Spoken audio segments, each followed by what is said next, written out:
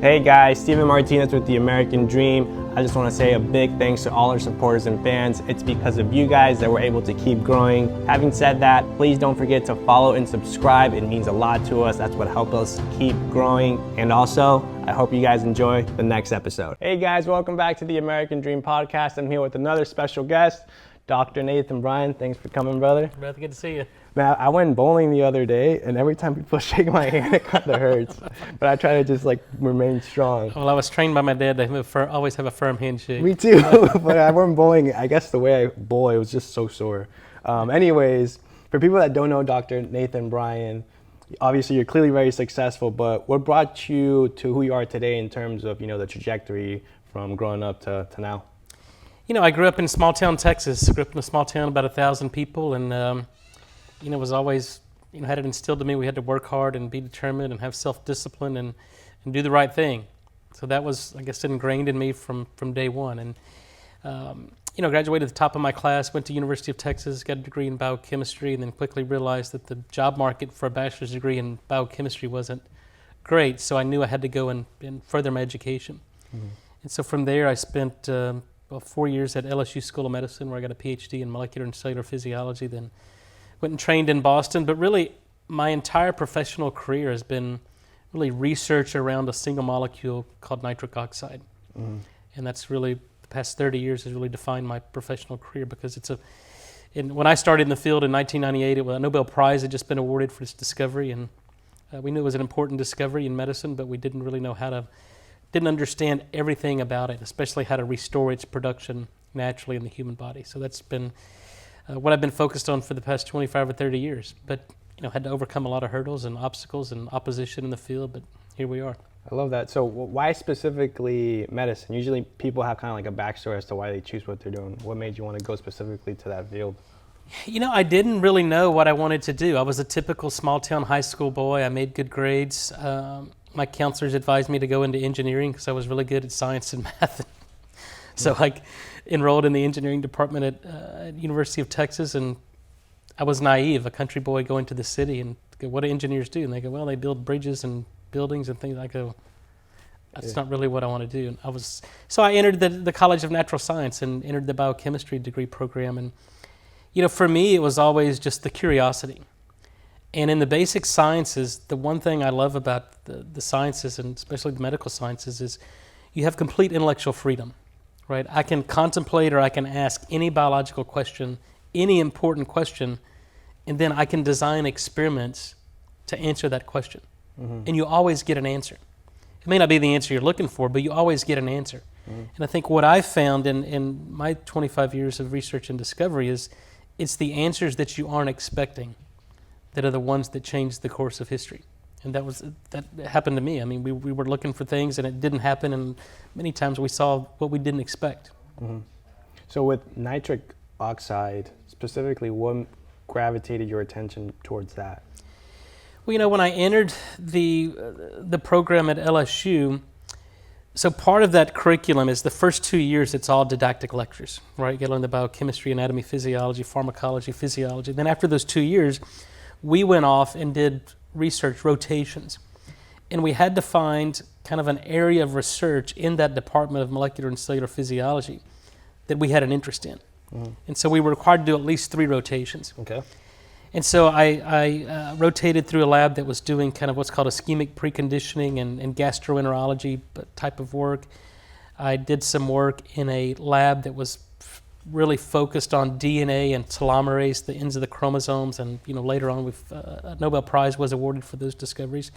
But then I worked in a lab that was studying nitric oxide. They're trying to figure out how do we restore the production of this gaseous signaling molecule. And I just thought it was an interesting science. It's a very complex chemistry and biochemistry. And my mentor at the time was really disciplined and kind of a hard-nosed guy, and I had high expectations. And at that time in my life, that's exactly what I needed. So I naturally gravitated toward that, and it was a really fruitful and productive environment. And, we were very productive during that time. I think during my PhD, I published 5 peer-reviewed articles, and it was awesome. We were making discoveries after discovery, and that really lit my fire. Uh-huh. And I continued on that field of research now going on 30 years. So before we dive more into the book, you mentioned your mentor. How important was he throughout the trajectory of your career? You know, I credit all of my success in academia and, you know, all the discoveries we made with the direction and the mentorship by Martin Felix, because he was, you know, really changed the way we thought. Because in school we're taught about this scientific method, right?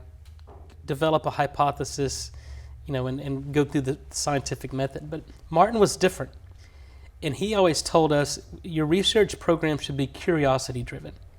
So you don't have to form a hypothesis. Find an interesting clinical observation and something that the medical field doesn't have an answer for. Complex medical things, multisystemic disease. And then bring that back, model that in the lab, understand the basic biochemistry and physiology. And then once you have an understanding of that, then you can go back to the clinic. So it's not this bench to bedside that we're taught in school. It's you have to understand the clinical presentation of the patient, take that to the bench in the research lab, model that, understand what's going on at the cellular and molecular level, and then once you have an understanding of that, then you can go back to the patient and go, oh, well, this is how we fix this. This is how we explain these set of symptoms. And unfortunately, the way medicine's practiced today is you've got, it's all siloed, right? The cardiologist only interested in the heart and the blood vessels. The gastroenterologist are only in, you know, the gastrointestinal system, the neurologist in the brain. But nobody looks at the human as a complete picture. And I think that's where we've gone wrong. And the beauty of biochemistry and physiology is we have to look at the patient as a whole, because everything is connected. So when you were writing the book and you're speaking about nitric oxide, to what depth and what discoveries did you find that this was a molecule, correct? It's a molecule. Would help enhance or amplify humans? Well, there was already a rich body of literature when I started in the field in the early 2000s. A Nobel Prize had already been awarded. So a Nobel Prize is given to discoveries that change the face of mankind, right? Wow. Leave mankind. Yeah. And it's the highest accolade you can receive in basic science. And so we knew that nitric oxide was important. And we knew it was the signaling molecule that's produced in the lining of the blood vessels that dilates the blood vessels so it improves blood flow and circulation, it improves exercise performance, it improves sexual performance. So we knew what this molecule did.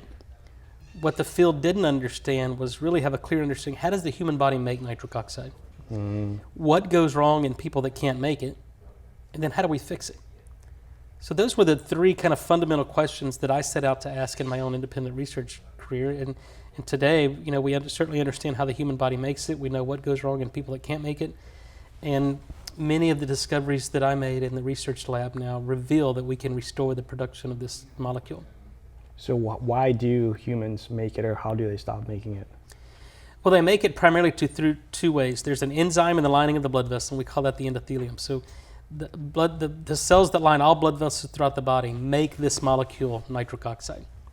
And when you make it, it dilates the blood vessel, it improves tissue oxygenation, it reduces inflammation in the lining of the blood vessel, and so it addresses all aspects of health and longevity. And so when we understood in the 90s that the older you get, the less nitric oxide you make. Why is that? Well, there are a number of things, and I think what we're finding is that it's really the Western lifestyle. It's our diet, it's our lack of physical activity, it's nutrient depletion from the foods that are grown in America today, it's exposure to toxins, it's known risk factors, smoking, high blood pressure, diabetes, all the known risk factors for cardiovascular disease either disrupt nitric oxide production or they're a consequence of nitric oxide or inhibition of nitric oxide production. So if I said, what are 3 or 4 things that you would tell someone to completely just stop that would be bad for you in the essence of producing this, what would you say? Well, there's top three. Number one, mouthwash. No mouthwash? No mouthwash. And we and others published on that probably almost 15 years ago. Because we understand now the microbiome, the Human Microbiome Project has been completely mapped. The microbiome in the mouth, the gut, the skin, all over the body. So this microbiome, the bacteria that live in and on our body, outnumber human cells 10 to 1. So the bacteria that live in and on our body are there to do things that we as humans can't do. And so when we destroy the microbiome through antibiotic use, through oral antiseptics, through fluoride in our toothpaste, that destroys the microbiome, shuts down nitric oxide production. And what we're finding is that people who use mouthwash, they have an elevation in blood pressure. Because when you can't make nitric oxide, you lose the vasodilatory effects of that, and your blood pressure goes up. And you lose the protective benefits of exercise. And that's any sort of mouthwash too, like alcohol or alcohol-free mouthwash? Anything that says antiseptic. So when you Okay. see the commercials for Listerine, it kills 99.99% of the bacteria. Wow. Believe them. And that's not a good thing, by the way. You know, there's a reason we don't take an antibiotic every day, right? No physician would give you an antibiotic and say, take this for the rest of your life. Because now we know that it destroys the gut microbiome and it causes systemic disease. We have to support the microbiome. We can't destroy it. So if you're using mouthwash, you have to stop. Mm-hmm. Number 2 is fluoride. Fluoride in your toothpaste Okay. is an antiseptic. And the major problem is there's fluoride in most municipal water supply. Why do they put fluoride in our water system? To kill the bacteria. Mm-hmm. Well, when we drink that water, when we bathe in that water, when we cook our food in that water, we're killing the microbiome. And people get sick from it. And now there's data showing that fluoride lowers IQ in kids. Wow. So get rid of fluoride, stop Yeah. using mouthwash. And then the other big one is antacids. Okay. Data showing now that antacids, specifically things like Prilosec, Prevacid, Nexium, omeprazole, pantoprazole, these completely shut down nitric oxide production. So they shut down stomach acid production, but kind of a side, kind of collateral damage of that is completely shutting down nitric oxide production. And now there's clinical data showing that people who had been on these PPIs for 3 to 5 years have about 40% higher incidence of heart attack, stroke, and Alzheimer's. So you want to know how important nitric oxide is when you completely shut down its production, you get a heart attack, you have strokes, and you get Alzheimer's.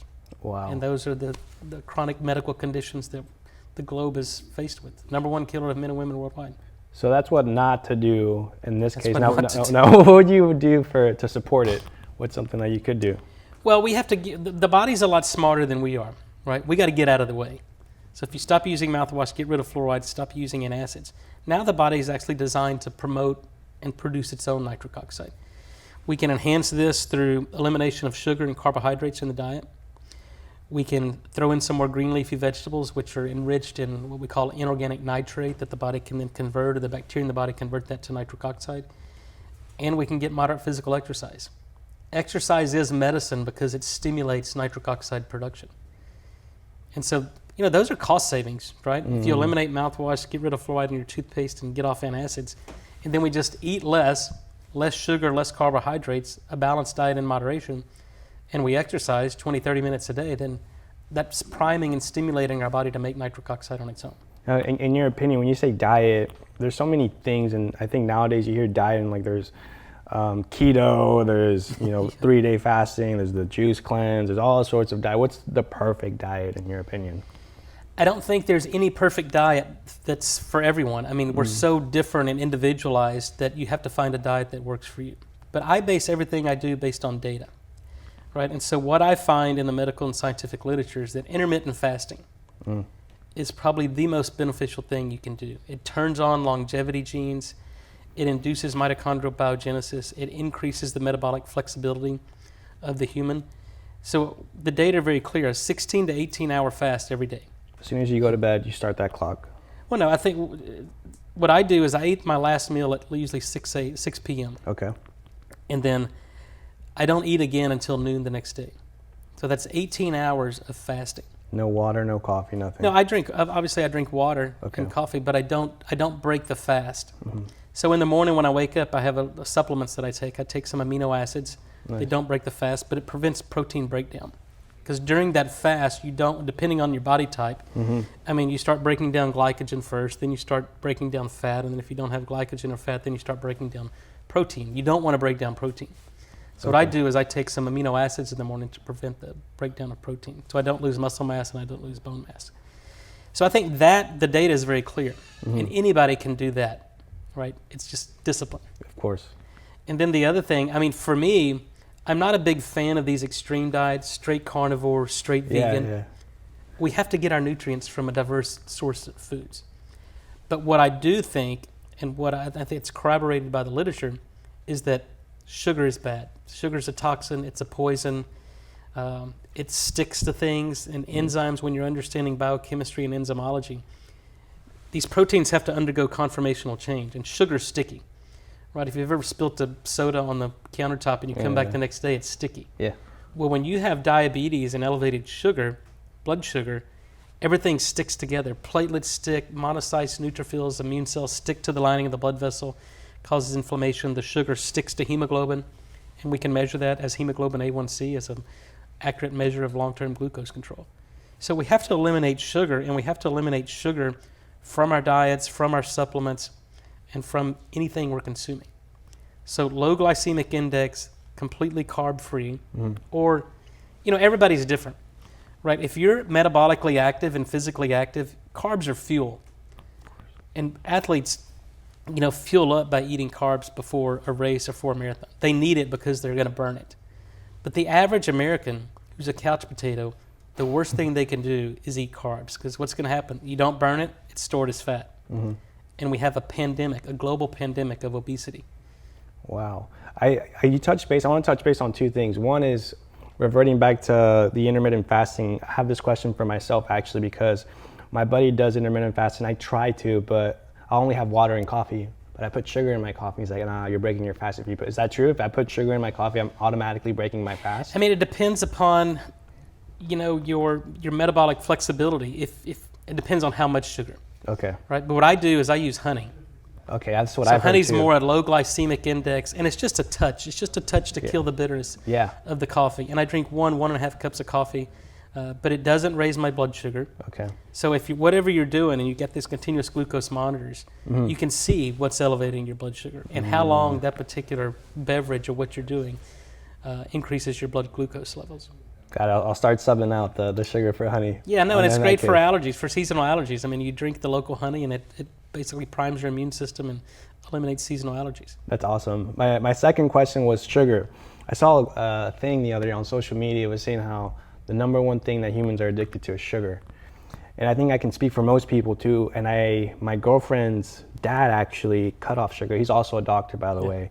And he hasn't had sugar in like 10 years. And I think that's easier said than done. Like, he won't even eat a banana because it has sugar in it.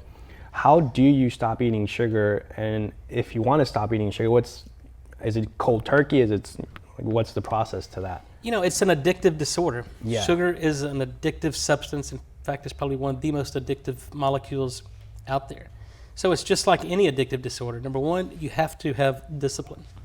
But here's what we're finding is that the longer you can go without sugar, an 18-hour fast, if you're used to eating sugar and high carbohydrates, then those 18 hours is going to be miserable for you, because you're going to get hungry, you're going to get hunger pangs, and you're going to crave a donut and sugar and all that to appease the body. But you just got to fight through it.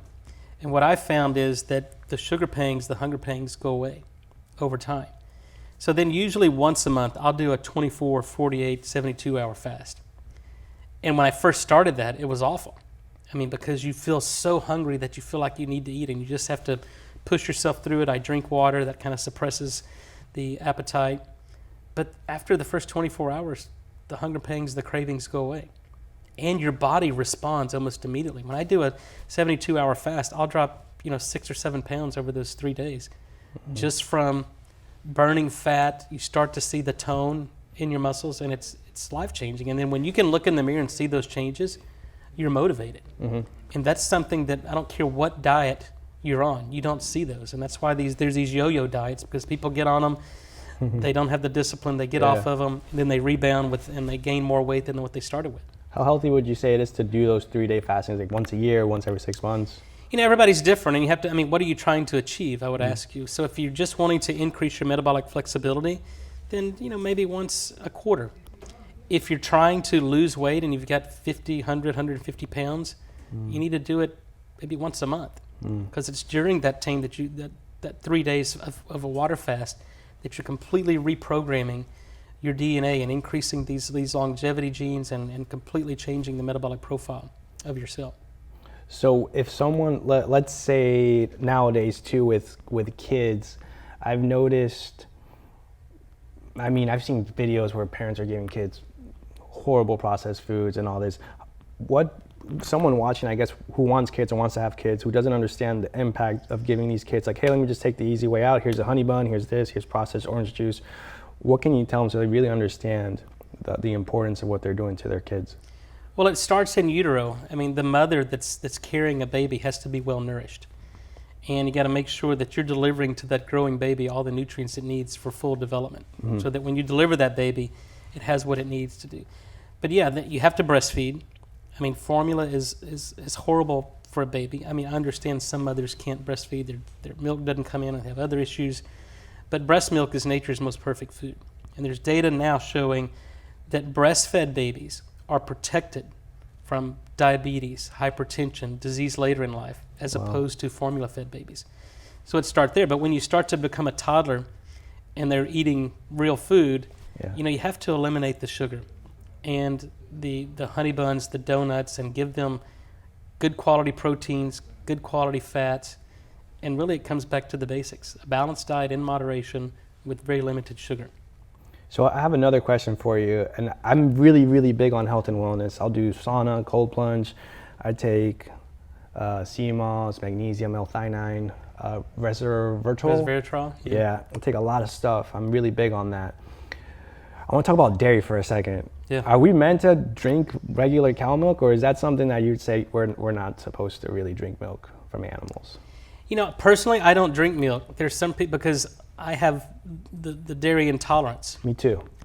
But I think that, and again, everybody's different, but I think it all originates when we're babies, and babies typically will spit up, will throw up, and then you take them to the pediatrician, they want to give them an antacid. And when you give a baby an antacid, so you can't break down proteins into amino acids without stomach acid production. And in babies who are given antacids, when they drink milk or when they eat food, they can't break down that protein into amino acids, so you get these peptide fragments that are absorbed across the gut, and we develop antibodies against them. Now you've got a foodborne allergy, and it all goes back to giving antacids early in life. So I think everybody's different. I mean, some people can tolerate milk and their microbiome adjust based on that. But here's what I noticed. If you eliminate dairy from your diet and then you drink milk or eat dairy, it's going to cause enormous gastric distress. Yeah. Because that microbiome in your body, you've completely destroyed it and given it something that it's not used to seeing. But, again, I think it's individualized. But personally, I don't drink milk, and I don't encourage my kids to drink milk. I'm the same way. So I know you mentioned nitric oxide in terms of how to prevent it, how to support it, and there's certain things we could do, but I know you mentioned you yourself also created its own supplement that can help. Talk to me a little bit about that. Well, I got into this field because, number one, I wanted to understand the mechanism of disease to the extent that we could intervene and fix it. And so this 25-year path really on nitric oxide. My overall objective, even when I started on this, was I was trained in drug discovery. We wanted to develop safe and effective drug therapy that we could bring to market so physicians could give to their patients and make them better. Early on, because nitric oxide is a naturally produced molecule, and we figured out how to restore the production and actually produce this molecule in a solid dose form, really recapitulating nature. Years ago, I brought this to market as a dietary supplement because we're finding that if you're low in vitamin D, what do?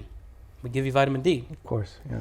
If you're low in nitric oxide, now I have a way to give you nitric oxide gas. Wow. And so the only way to do this is through what we call an orally disintegrating tablet. So nitric oxide is not a pill you can swallow. It's not a tablet you can take. It has to dissolve because it's a gas. And so I created this technology. When you put it in your mouth, it's activated by your saliva, and we're releasing therapeutic amounts of nitric oxide gas that's absorbed buccally. Awesome. It goes systemic. And so we brought that to market as a dietary supplement. We're also developing it as drug therapy. So I've got a separate drug company called Bryan Therapeutics. We're taking this through the FDA and developing drugs for ischemic heart disease. We've got a drug program for Alzheimer's. And I make a topical drug for diabetic ulcers and non-healing wounds. And it's going to, I'm convinced, I've seen this so many times. And it started with my dad, who's had non-healing wounds. He's a paraplegic from a car accident in 1984. Oh, wow. And then he started taking nitric oxide. No, he had a non-healing ulcer, decubitus ulcer, back in 2014 that was non-healing. It almost killed him. He was septic from it. And the wound care docs, there was nothing they could do for it. So I started giving him nitric oxide. I developed a nitric oxide topical, and it healed the wound. That's incredible. And the docs were like, we don't know what you're doing, but this is unlike anything we've seen. So then I felt I had an obligation to bring this to market because there's 65,000 Americans that die every year in nursing homes from infected wounds. And to me, that's completely unacceptable. So I developed a topical nitric oxide. We have it on the market today as a skincare product or beauty product for fine lines and wrinkles and things like that. But we're taking that same technology and developing it as for drug therapy for diabetic ulcers. I love the passion and the story kind of behind it that drives you to it as well. So it really is life-changing in essence. No, it became very personal because, I mean, my dad, was 76 years old and, been in a wheelchair for 40 years and had a number of comorbidities. He was diabetic, high blood pressure. I mean, you name it, he got it. And there was nothing, the doctors kept giving him more pills and, I'd go to him and one day he's on 15 different medications. And he's awful. And so I started working with him, and really he was kind of my first guinea pig, and said, okay, we're going to start weaning you off these prescription medications. We're going to change your diet. We got his oral cavity cleaned up. We got his dental health managed. And then we started, healing his wounds, and we got him off all prescription medication. And, for a guy who's rolling around in a wheelchair for 40 years, his coronary arteries are completely clean. His angiogram is, and his heart is incredible. I mean, so I've seen it firsthand. And now I've, people contact me every day with chronic health issues where the conventional medicine has failed them, and I just make simple recommendations, and they utilize our product technology, and it changes their life. So for someone who, let's say they're young and they want to take care of themselves, what's a few things? Obviously, nitric oxide's huge, but for someone that perhaps can't get their hands on it, not yet, what would you recommend for them to take? Supplements, vitamins, anything like that? Something specific? Well, again, it's individualized. We're in this era of personalized medicine. So what I'd recommend is just go get a micronutrient analysis. It's a blood draw, and you can see what nutrients you're missing. Because a lot of people, most Americans take supplements, but most of the supplements they take are not absorbed. They just urinate them out. So it's just wasting. Your body uses what it needs, and then it excretes the rest. So you have to figure out what's your body missing. Do a micronutrient analysis. But if you look kind of at the data, 75% of Americans are deficient in magnesium. So take magnesium. Most Americans are deficient in vitamin D. We need our vitamin D at 80. The labs will say anything above 50 is normal. 80 is where we need to be. And magnesium's involved in like 800 biochemical reactions. So if we don't have enough magnesium, there's a lot of things that can go wrong, including making nitric oxide. Wow. And then iodine. 95% of Americans are deficient in iodine. Because how do we get iodine? From seaweed or from seafood. And most Americans are not eating seaweed. Right? So we have to supplement. So those are kind of the basics. Yeah. Iodine, magnesium, and vitamin D. Those are, I say, just get labs. You don't even have to check for iodine because Americans don't get iodine from their diet. So I take 12.5 milligrams of iodine every day. My kids take it. Everybody I know, I recommend iodine. And then make sure you're taking magnesium. And then you can do blood labs and see what your vitamin D level is. If it's around 80, then you're fine. If it's below 80, then you need to supplement with vitamin D. So then aside from the vitamins, obviously exercise is important, but is there anything else that you would recommend that someone could do to further along their health benefit, like, for example, sauna or this or that? Yeah, I think what I've learned in 30 years of science is that people get sick for two reasons and two reasons only. Okay. Their body's missing something that it needs, a nutrient deficiency, or it's exposed to something toxic. So if you address those two things, the body heals itself. So we've got to supplement, micronutrient analysis, and then we've got to figure out what is in our body that's toxic. And that can be fat-soluble toxins like herbicides and pesticides sprayed on the food we eat. It can be environmental toxins. It can be pollutants from the air. It can be heavy metals. And so then we have to figure out how do we detoxify the body from that. And so for heavy metals, you got to chelate them out. Things like spirulina, chlorella, bentonite clay, glutathione, that will help clear metals from the body. Fat-soluble toxins, it's a little bit tricky, and that's where sauna comes in. So what I like to do is give people 750 milligrams of niacin, which causes a flush. Your ears are going to get red, and you're going to get a little bit itchy, but that's causing lipolysis, and it's excreting and mobilizing those toxins.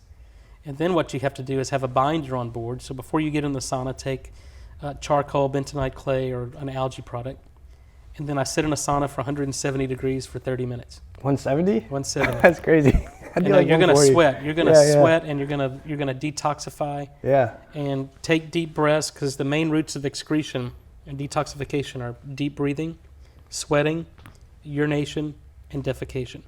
So you've got to have good bowel movements. You got to drink a lot of water, fully hydrate, urinate out the toxins. We got to sweat. Most Americans don't sweat, right? We live in our air-conditioned house. We get in an air-conditioned car, go to our air-conditioned office, and we don't sweat. Right. And people are toxic. So I love sauna. Then from the sauna, I go from 170 degrees to a 4-degree cold plunge for 3 minutes. Now speak to me about the transition. I heard it, but I forgot. Why is that contrast so vital? Well, it's called contrast therapy because it's really, and it induces what's called hormesis. It's this brief period of shock to the body that completely rewires your metabolism.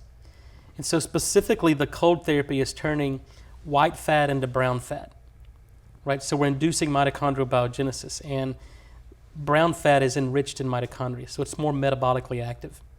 And so that's how that transition occurs from that contrast therapy. So when you're in a sauna, you're fully dilated because your body's trying to excrete the heat, so the body doesn't overheat. And so then when you go from hot to cold, the blood vessels immediately contract because now we're trying to preserve heat in that cold environment. So it's almost like resistance exercise for your blood vessels, right? And all blood vessels are surrounded by smooth muscle. So just like when we work out and do resistance training, we're building muscle and making those muscles more adaptive and more responsive. So the contrast therapy is working out those blood vessels, going from completely dilated to completely constricted. Wow. And then your body adapts and it completely changes the metabolic flexibility. So I know we're talking about toxins in different ways. I also want to talk about when you said toxins, I immediately thought alcohol or like vaping or cigarettes. Obviously that's a big factor as well. How bad is it, or is it bad to drink alcohol? Now, I think, again, we got to look at the data. Moderate alcohol consumption, periodic alcohol consumption, is cardioprotective. Yeah. And there's this whole phenomenon called ethanol preconditioning. So moderate consumption of alcohol can precondition the myocardium to where if someone has a heart attack and a complete occlusion of the coronary artery, and they've had alcohol before that, the injury to the heart is less than those who didn't. It's called ethanol preconditioning. But obviously, if you're consuming too much alcohol, it's a burden on the liver. It causes liver cirrhosis. You get an upregulation of all these other enzymes that basically, and your body is overburdened trying to detoxify that alcohol. So periodic alcohol consumption in moderation, I think, is fine. It's just like anything, everything in moderation, right? But when you overdo it, no, it's very toxic and it's damaging and it creates a lot of social problems and it's a wreck. I'm really big on your body kind of tells you, right, when something's wrong. I believe the body responds in certain ways. Maybe you're lacking sleep or a deficiency of some sort. I just had kind of like a train of thought just now when you were saying your story, and you mentioned the heartburn. A lot of people, it seems like it's something normal that people kind of go through now with life. Isn't heartburn normal? Is that something you could have prevented way back? No, look, our body talks to us every day. We just have to listen. Problem is most people don't listen until they have a serious health situation, a heart attack, stroke, or they're motivated by fear and they're reactive instead of proactive.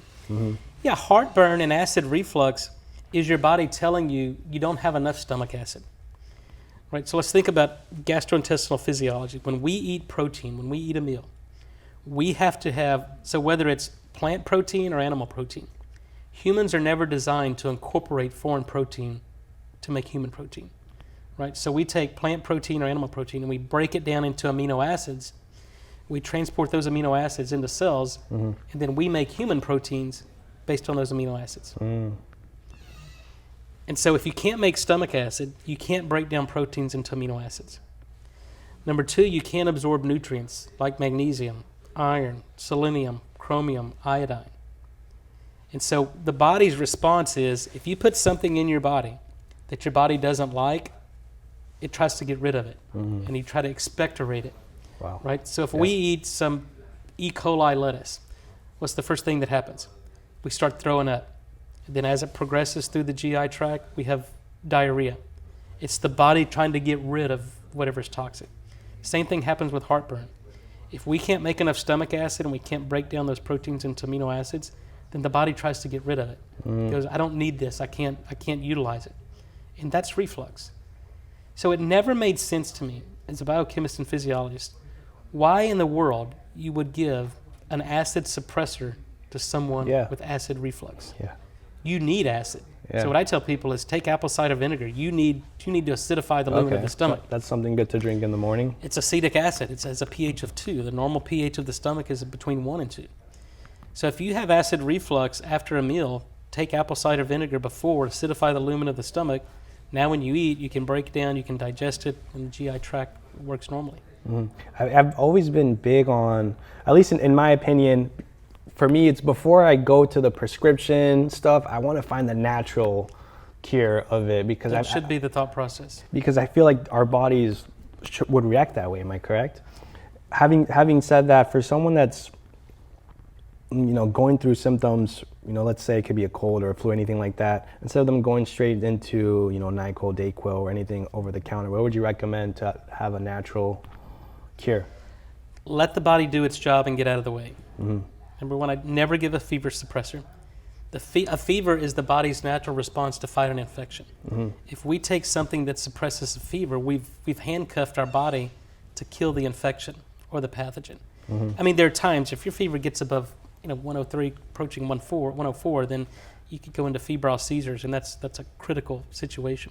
Mm-hmm. But never give a fever suppressor. Never give a cough suppressant. A cough is the body trying to get rid of something in the lungs. Mm-hmm. And when you suppress that cough, you don't clear it, and now you're going to develop pneumonia, pulmonary infections, and you're going to compromise the ability to fully oxygenate your blood. So for viral infections, if you need an antibiotic, by all means take an antibiotic. Go through the 7-10 day regimen, but then you got to restore that microbiome, take prebiotics or probiotics. But you just got to let it run its course. Mm-hmm. But what I do before I feel my body getting run down, and I haven't been sick from probably a viral or bacterial infection in more than 20 years. Wow. Even all during COVID, I never had COVID. And I was on an airplane every week and I never wore a mask. Mm-hmm. Because when I feel my body being compromised, I take proactive measures. I go sit in a sauna. I fully supplement my body. I up my vitamin D. I take colloidal silver. I spray it in the nasal passages. Mm-hmm. I'll do IV ozone. I'll go work out and supplement and fortify my body. Mm-hmm. But I listen to my body. But if my kids get sick, I don't give them Tylenol, Advil, anything to suppress their fever. In fact, I'll put them in the sauna. I want to help your fever. I'm going to help you get that fever, that body temperature up to where you can clear that infection, especially if it's a respiratory virus. You get in 170 degrees and you breathe in that air, viruses and bacteria can't survive in that environment. Yeah. So it's helping the body do its job. 100%. So let me ask you a question. I'm kind of curious now. And I love this topic because I'll speak with my girlfriend's mom for like hours just on health and wellness. And I'm really big on it because my optimal goal in this life is to be at the highest peak of performance. So let me ask you a question. So let's say if the perfect human was to exist, kind of like that guy, I forgot his name. He sold Venmo or PayPal, and he's put in so much, hundreds of thousands of dollars into his body. I forgot his name. Oh, not Elon. No, Brian Johnson. Oh, Brian Johnson. Yeah. Yeah, he's... So my question though is, for someone that wants to be peak performance, what do you think is the optimal age in terms of human life expectancy? If you do what you do, can you live up to 150, for example, let's say? Is it possible? I think it is possible. We're not immortal, and I don't want to be immortal. We have a finite time on Earth, and then I want to live life everlasting. Mm-hmm. So I'm not immortal. There's no humans that are immortal. But yeah, I think it's certainly beyond the realm of possibility that people can live to 130, 150, maybe even longer. Really? But I think it's getting more difficult because the environment we live in is so toxic. The food that's grown in America is depleted of nutrients. We live in a toxic environment. The air we breathe is not always clean. 5G, these frequencies are disrupting normal vibrational frequencies and disrupting enzymatic pathways in biochemistry. But I think if you focus on and what we measure as kind of biological age and keep track of that, and I do that through vascular tests, through glycan age, and through a lot of these other kind of biological clocks, we can see that we can turn it back. I'm 51, but I've got the biological age of a 36, 38-year-old. Wow. And I think if you look at the telomere length, which is another readout, which is dependent upon the body's ability to produce nitric oxide, then we can extend telomere length. And nitric oxide is what mobilizes our own stem cells. So as long as we're making sufficient nitric oxide, it's telling our own resident stem cells, hey, if you've got some zombie cells, some dysfunctional cells, we need to go repair and replace those dysfunctional cells. So as long we're continuing wearing ourselves out, we just got to replace those dysfunctional cells with functional cells, and that's due to stem cells, and the mobilization of stem cells is dependent upon nitric oxide production. And in that case, is Y-stem therapy something you would do as well? Is that something you would recommend?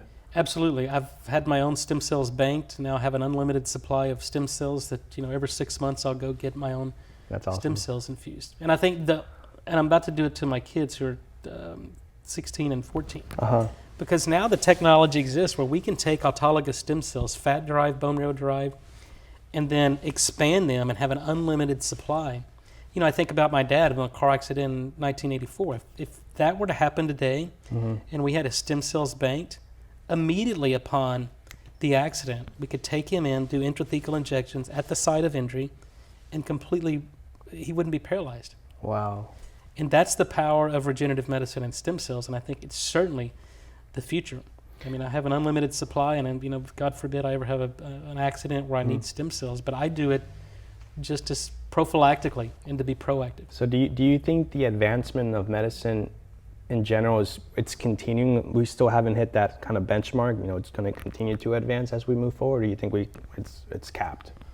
No, look, we have so much to improve on, and so the science is there, right? We know so much about basic biochemistry and cell biology and molecular medicine.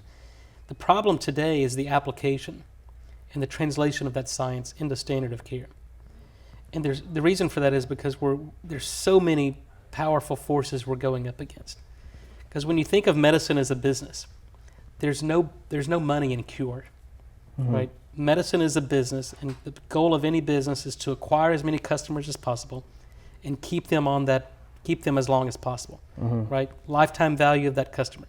Medicine is the best business on the planet, $1 trillion business. And so when you start to implement technologies and clinical care that gets people off prescription medications and now is allowing the body to do its job, give the body what it needs, remove from the body what it doesn't need, that's disrupting a $1 trillion industry.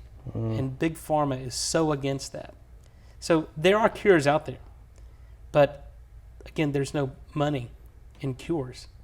But it's what's best for mankind. And that's been my guiding principle is let's do what's right. Let's give the body what it needs. And if you do what's right, the cash register rings. But I'm not out there to try to ring the cash register. I'm out there to try to make discoveries, get to the root cause of chronic disease in humans, and allow the body to heal itself. I love that. Having said what you've said, I thought about something too. And it's funny because I'm 27, by the way. So when I go on social media, the algorithm's always doing its thing, right? And I've noticed that I've seen a lot of ads for testosterone. And I did my blood work as well done. Everything was great. My testosterone levels were phenomenal. But I'm thinking to my head, I'm like, well, clearly if they're advertising for my specific age, right? Because you can target anyone you want in an ad. There's people my age that are suffering from low testosterone. Absolutely. How and why? Well, look, we're exposed to so many hormone disruptors in shampoo, in fragrances, in soaps, in things we put in and on our body that are completely disrupting normal endocrine function, and it's a toxic world. So yeah, we've seen, you got kids that are 18, 20-year-old that have a biological age of a 50 or 60-year-old. That's crazy. And the kids today, 20-year-old kids, if you look back 100 years ago, the testosterone levels of a 70-year-old 100 years ago are higher than 20-year-olds today. Wow. So we're seeing this steadily in the demasculization of men, and it's a serious problem. And so we have to understand what's causing this disruption. And, nitric oxide is just one piece of the puzzle. It's not going to fix a testosterone deficiency or an estrogen deficiency in women. But these are all hormones that talk to one another. And so it gets back to the basics of give the body what it needs, remove from the body what it doesn't need, but pay attention to what you're putting in and on your body. And we have to get back to the basics of biochemistry and physiology and how we look at patients and how we treat patients. What's something you recommend for someone that's 21, 22. That's kind of in that area of low testosterone that they could do it. Not taking something prescription or anything like that. Well, hopefully your testicles are still making testosterone. So what I try to do is let's figure out how do we increase human growth hormone. Because human growth hormone will stimulate testosterone production in the testes, and then we kind of go up to the basics, right? So, intermittent fasting, high intensity interval training, all that will stimulate human growth hormone release and do it naturally. But you got to get a full hormone panel and figure out where's the break in communication, and then address that. But I think it's different for everybody. But if you need hormone replacement therapy, I think the younger you start that process, the worse.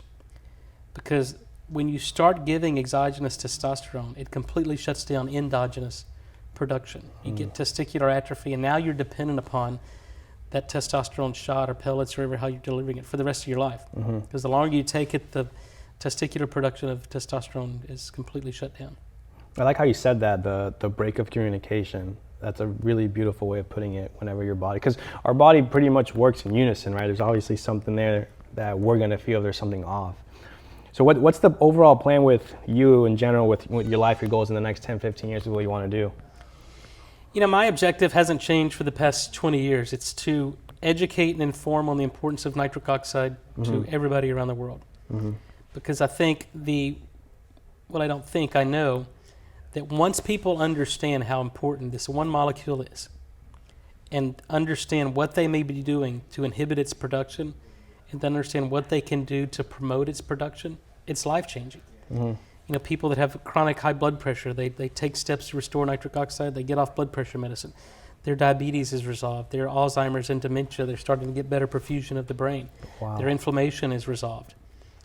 Just focusing on a single molecule. And that's, I tell people it's not a panacea, it's not a silver bullet, but your body cannot and will not heal or perform optimally without nitric oxide. So, my goal is to continue to innovate in drug technology, product technology, and bring safe and effective nitric oxide-based products to the market so it's in the hands of everybody around the world. And if someone wants to buy it from you specifically, where can they go? Yeah, well, we have a website called n101.com. That's the letter N, the number 1, the letter O, number 1.com. That's our products. But I try to tell people, just get informed and get educated. I try to send people to my YouTube channel. We'll have interviews like this, and it's education. Education is the key. Knowledge is power, but it's only power if you utilize it and you put it to action. Absolutely. Right? So, ignorance is curable, right? And ignorance is just a lack of knowledge. So my job is to cure the ignorance around the world and empower patients and people to take control of their own health, because it's clear to me that doctors and prescription medications aren't making anybody better. We have to empower the patient to understand their own physiology, understand what they're doing that's disrupting the normal metabolism, hormone secretion, nitric oxide production, and address it. Incredible. I know we're a little over on time now, but for anyone watching, what would be kind of your closing statement that you would like to end with? Understand, so I tell people there's only 2 people in the world who need nitric oxide. There's the people who are sick and tired of being sick and tired, where conventional medicine has failed them. You need nitric oxide. And there's people like us who are, well, you're relatively younger than I am, but that are healthy and trying not to get sick. You need nitric oxide. So there's no need to test. There's no need to measure. I've been taking it for 20 years, but more importantly, give your body what it needs to make nitric oxide on its own. Moderate physical exercise, eliminate sugar, get rid of fluoride, mouthwash, and acids, and then get out of the way of the human body. But understand what nitric oxide is, understand what nitric oxide does, and then take action. Brother, it's been a pleasure. Thank you so much. Yeah. Thank you. Thank you guys so much for this podcast. I'll see you guys in the next one.